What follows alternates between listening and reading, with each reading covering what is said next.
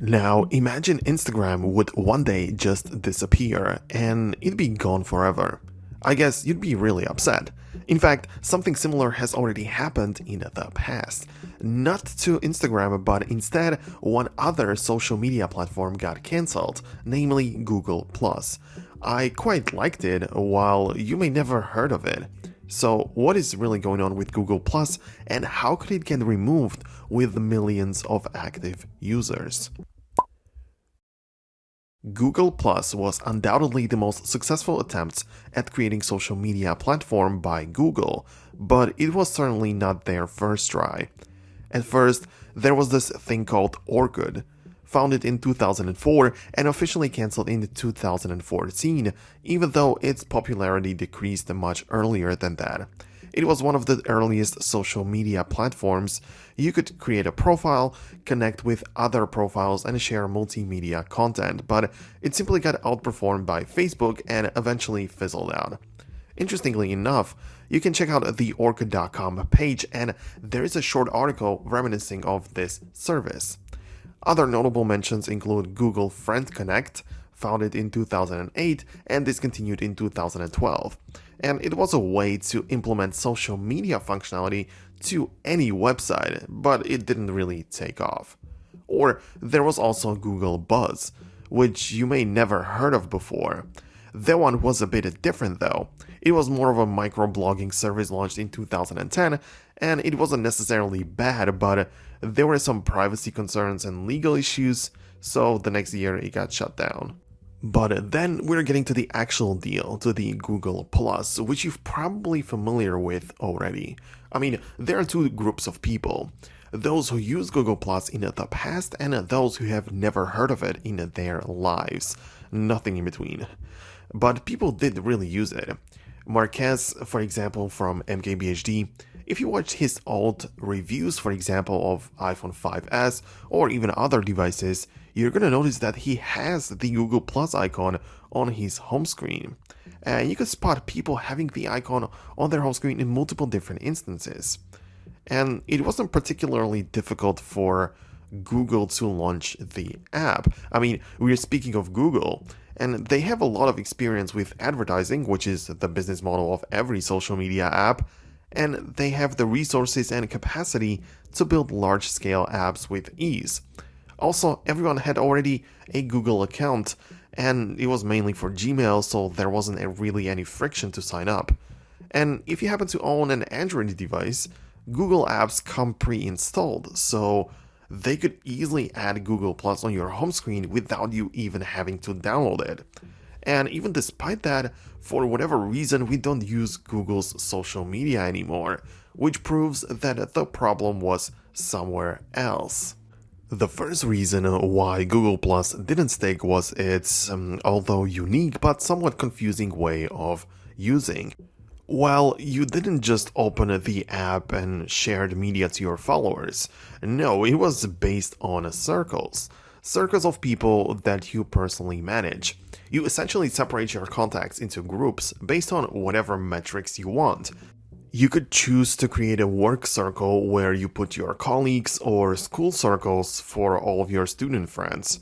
And on the surface, it seems nice. It allowed for more targeted sharing of content with specific groups rather than sharing everything with all of your contacts. But it just didn't seem to be well accepted. When someone added you to their circles, you didn't know in which circle specifically you landed, only that you did through a notification that you received. So this rather unusual way of operating wasn't something people necessarily enjoyed, and it just added more work on the user side. You don't think about this kind of stuff in this way of categorizing people in real life. And in general, it worked just backwards. Right now on Instagram, for example, you follow someone and you get to see their posts in the future. On Google Plus, you add someone to your circles and have to decide where to put them, and you can now post something so they specifically can see it. The next problem was the way Google pushed the social media to people. There was a time when if you watched a YouTube video and you wanted to comment on it, you needed to have a Google Plus account. Without it, it wasn't possible. And this step made people dislike Google Plus even before they actually get their chance to use it for the very first time. So this, as you can imagine, wasn't the best step from Google. Now, when you ask me personally, I quite like the platform, to be honest. It was very unique and I didn't mind the circles. The best part for me were the communities. Back in the day, during the best days of Google's social media, there were countless fandoms of all sorts active on there, sharing their stuff in communities. You used to have Swifties, Beliebers, teenage communities, and basically all of them were active. There was no like button, instead we had a plus button, makes sense, huh? But it served the same purpose of a like. And if your profile was displayed by some others, you could see and everyone else could notice how many times it got visited, so this was a nice plus. I did enjoy using it while it lasted, and I'm certainly not the only one. There are many people reminiscing of the way how Google Plus was actually used, how good of a platform it was in the past, and there are many people who would love to bring the platform back. But there were also other reasons why it didn't work out perfectly. For example, launching the platform while Google was already thriving long ago, so G+ was a bit late to the game. Also, the support for developers was very limited. While Facebook was much more open and allowed developers to come up with games and other forms of entertainment, Google+ lacked such things. The messaging situation was a bit weird. I mean, there were Google Hangouts which came a bit later, but overall it wasn't as smooth. But let's not forget the privacy concerns. Google found a loophole in their own system where someone could exploit it and gain access to people's data. And this seemed to be the last nail. Google didn't want to risk anything, so they just cancelled it, while there were still millions of active users. So yeah, Google has been trying to get into the social media world for quite some time now. Google Plus definitely wasn't a long shot, but things just didn't work out. And we can't say that Google isn't present in the social media world, because YouTube is one of the best social media platforms on the internet. So Google went on focusing on what they do best, and that is these services like YouTube, Gmail, and other tools that they offer.